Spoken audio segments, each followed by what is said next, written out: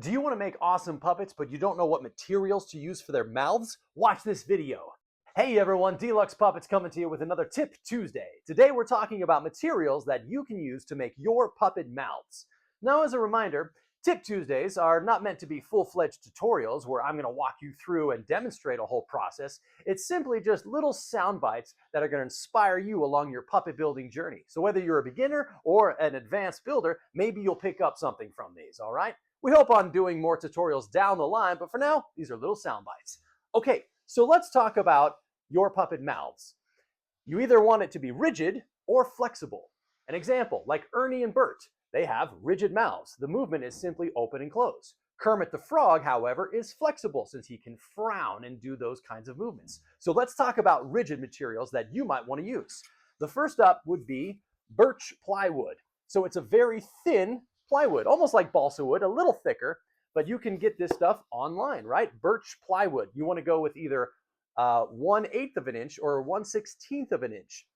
It's great because it can be cut out on a bandsaw and it takes contact cement very, very well. The only thing is sometimes, as it's wood, it tends to bow a little bit. Here's a little trick. Spray it down with some water. Hit it with a heat gun or hair dryer, then put it under a flat, heavy surface like another board or a heavy book. Put some weights or even some sandbags on it and it'll flatten it right back out. Moving from wood, you can use plastic. You can use styrene plastic, S-T-Y-R-E-N-E, styrene plastic. This serves as well. Or if you want to just be cost effective, you can use a plastic tote and use the lid. This is an Adam Krutinger tip. Use the lid, cut it out, serves the same purpose. Now, let's say you want your mouth to be flexible. Let's talk about those materials. First off, you could use leather. Just make a solid oval shape, and you don't even have to cut it in half and have a hinge. It could just be used that way. But if you don't want to work with leather, that's fine. The next option would be gasket rubber.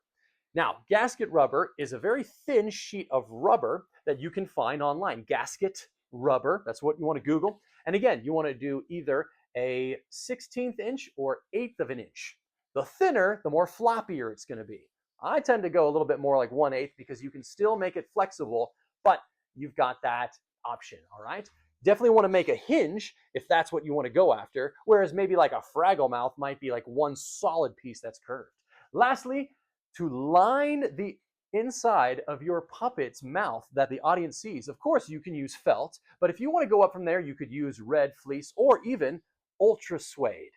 This stuff is phenomenal. It comes in all colors, so that's what the interior of your puppet's mouth can be. All right, everybody, hope you got something from this. Happy puppets.